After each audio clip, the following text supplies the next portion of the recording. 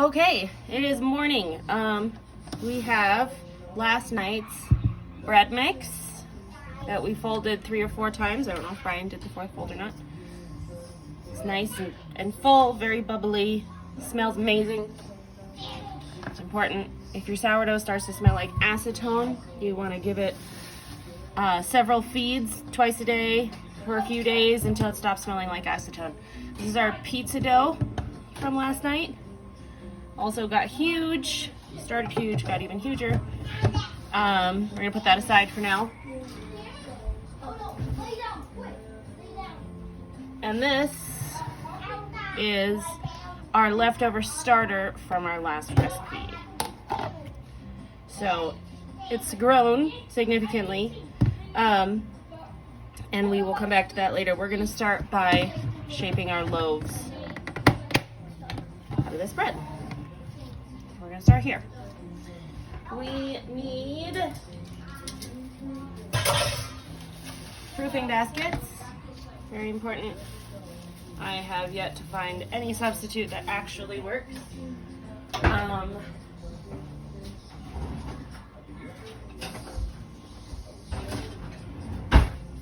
We also need a bench or a bowl scraper and a bench scraper, if I can find one.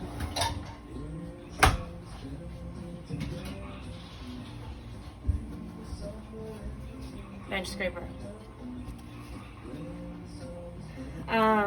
The most important thing to remember at this point is that you don't want to tear your dough. When we folded the dough last night, we were building tension in the gluten strands in our dough. That tension helps the loaf hold its shape, so you don't end up with a flat loaf of bread.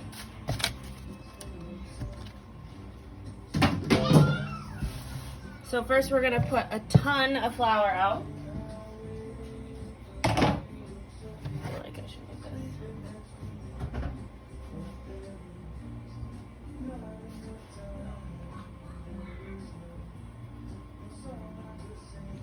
And then I take my scoop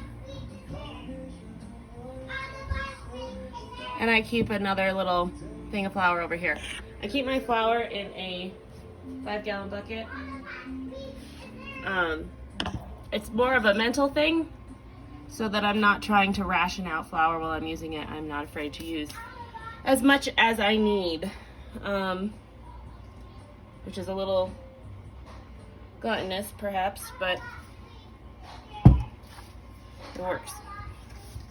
Now we're gonna more or less pour this dough out. I'll try to move my whole process over a little so I'm under the camera.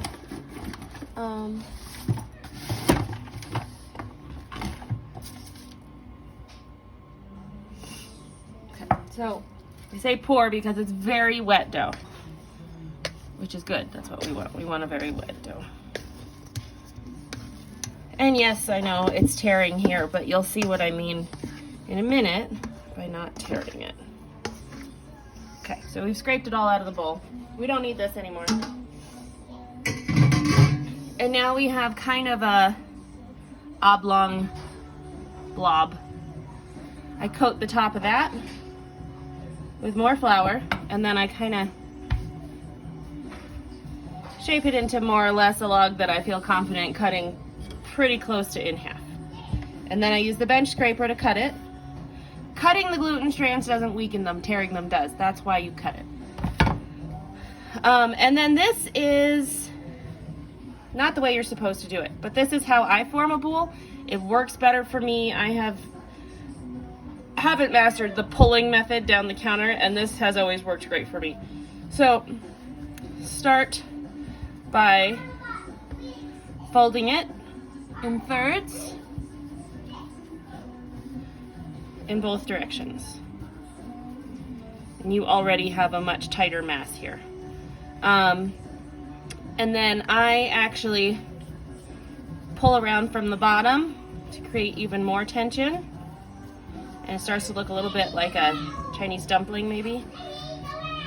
And then I put it up on its edge and I roll it. So I'm rolling it to the side while pulling the dough away from me. And this is going to create one side that's totally smooth and one side that's all bunchy. And then, so this is my bunchy side. I'm going to try to, I hold it until it relaxes a little bit, and then I kind of pinch it so that it'll stay.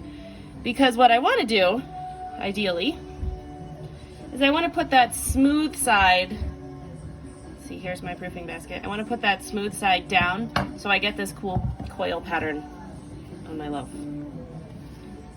And he just sits right there, real nice and happy.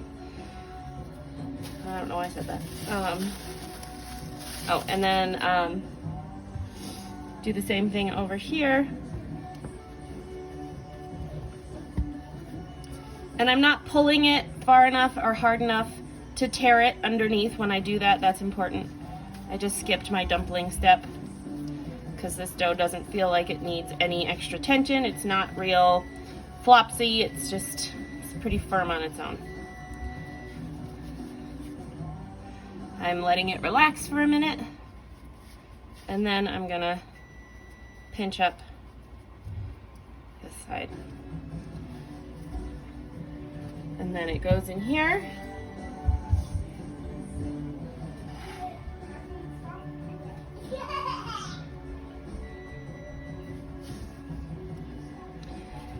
And then I take all this flour off of the counter.